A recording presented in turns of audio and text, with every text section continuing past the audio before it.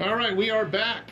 Here we are on the Tea Party Bloggers radio show, and we're going to get right to the phones. Michael and Metairie, you called, and you have a question or comment for us. Well, more of a comment and observations. What is the lady's name? Eliska?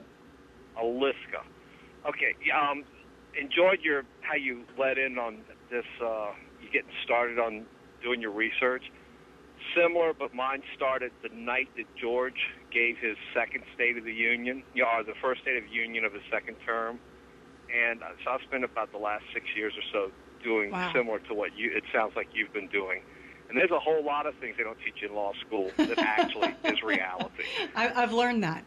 And the common law started to be displaced somewhere around 80 to 90, maybe 100 years ago, with the advent of administrative, with statutes, codes, and regulations. Oh, you're right about that.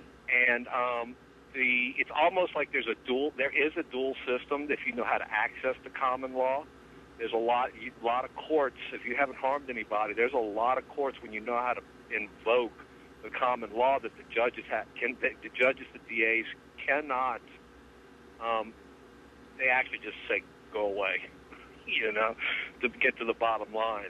But with the emergence I'm finding of the administrative jurisdiction of the United States, of the federal government, as well as the state governments, state and city subsidiaries of the federal government, we actually have all 10 planks of the Communist Manifesto alive and well and in full force in this country versus the Constitution, which is basically founded on the 10 Commandments.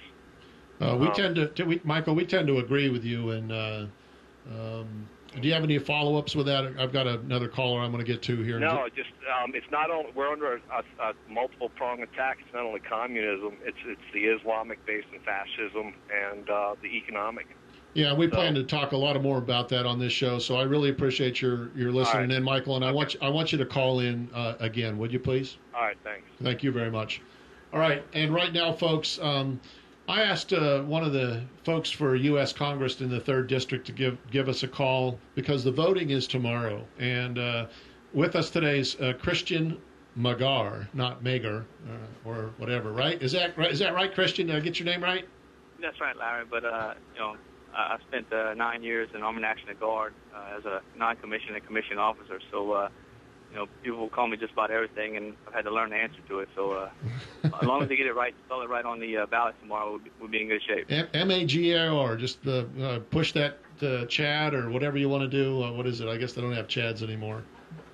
It's the button. So putting the button, yeah. That's it. We're going to push the button for Christian. All right. So, Christian, tell us, you got about 5-6 minutes. Tell people here kind of what you told us. I really like the idea that you presented in your 5 points and so forth. So I'm going to let you have the floor. Yeah, well, I appreciate you giving me a few minutes to come on the program. And, basically, I think people always say that they're tired of voting for the lesser of two evils, that being lawyers and career politicians. And they wish they had a regular person who had the courage and conviction to run for office.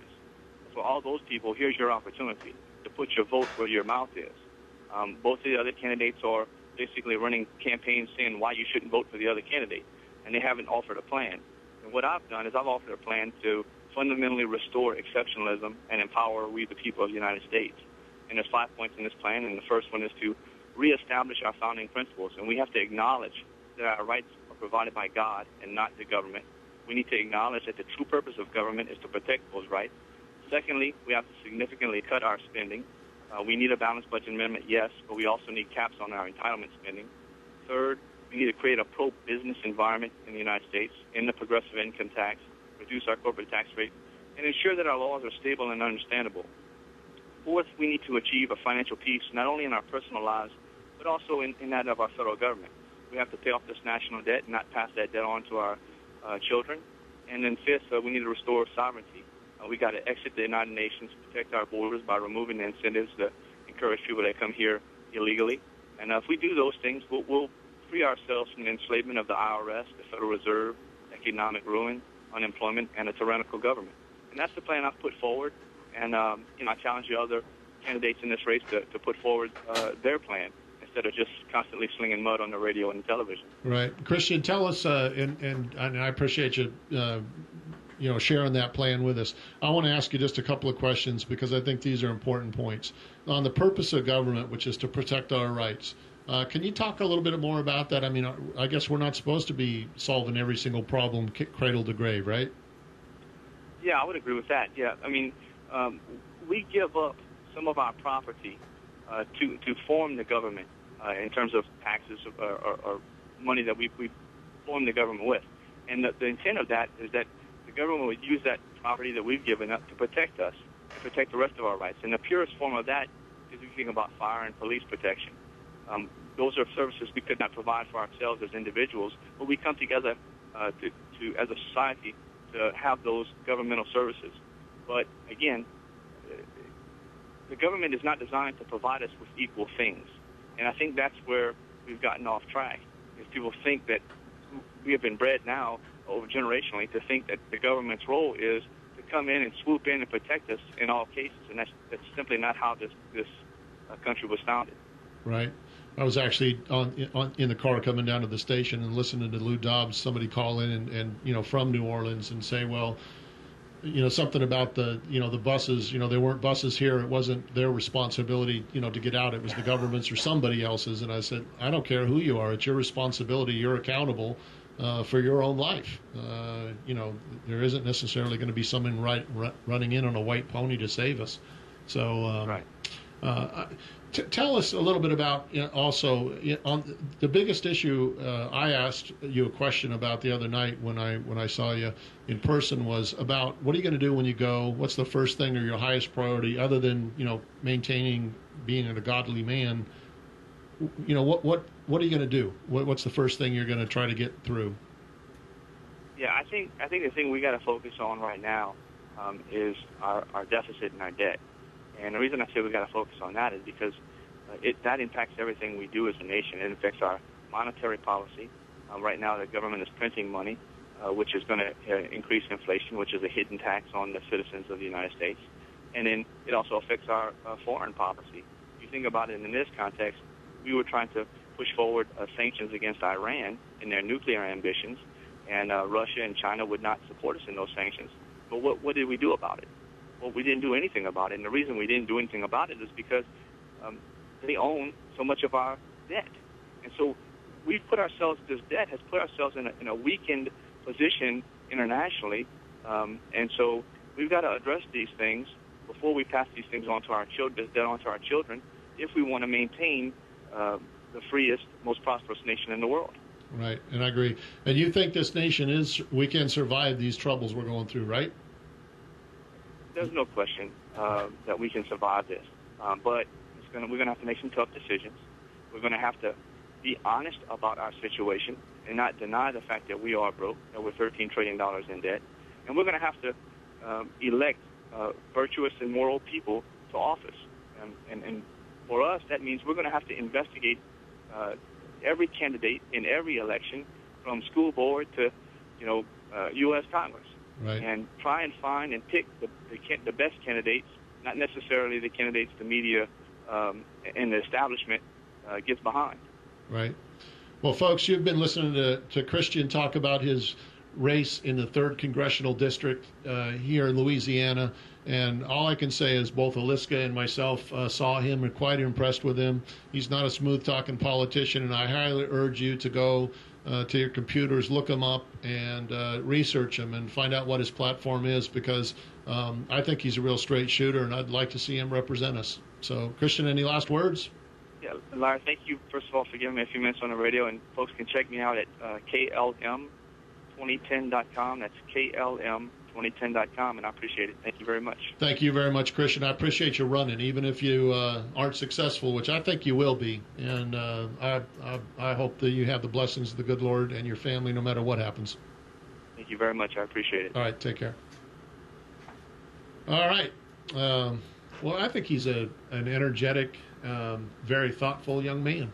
Yeah, when we saw him the other night, I was very impressed by his genuineness and his substance. He seems to have a lot of substance there, not fluff and right. talk. Actually, a guy with a plan. That's unique. Not just I want to be up there. Okay. So let's get back to what we were talking about. We were just kind of getting into some of the court cases and that sort of thing. Michael had a real good call and was talking about common law and that sort of thing. So carry on, Eliska. I was going to say, some of the quotes from some of the cases I've looked at are kind of shocking today. For example, in Updegrath versus the Commonwealth, Christianity, general Christianity, is and always has been a part of the common law. Or People versus Ruggles. The people of this state, and this was a New York case, so it's talking about the people of New York, in common with the people of this country, profess the general doctrines of Christianity as the rule of their faith and practice.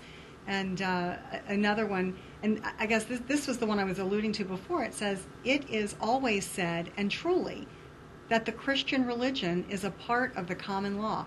And these are actual court case. What do they call those? Case law. Yeah, case law, reported cases, absolutely. And that last one is Vidal versus Gerard's executors. So obviously, it was a case dealing with someone's succession or someone's estate. But these are all quotes directly from various courts prior to 1892, though.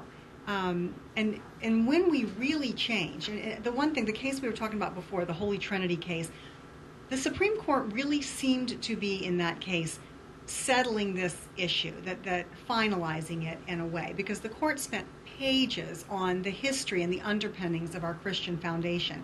And where we really saw a turning point is in 1947, much later than 1892, right, in a case called Everson versus Board of Education.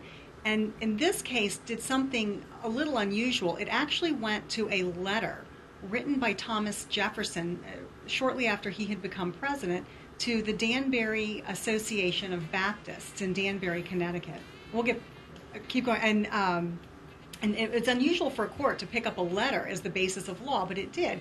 And in that case, as we'll talk a little bit about in a minute, the president was trying to assure the Baptists that the First Amendment didn't limit their expression, but in fact prohibited the government from limiting public expression of their religion, and it's been turned on its head. Yeah, and I read that. I mean, it's just plain as day if you're reading the first sentence of the First Amendment. So, anyway, folks, 556-9696 Tea Party Bloggers Radio on 990 AM WGSO. We'll be right back with Eliska Plunkett and kind of finishing up this Christian faith, the founders of our fathers, the faith of our fathers. I'm sorry. Trying to read that and talk at the same time as chewing gum. Attention parents and grandparents.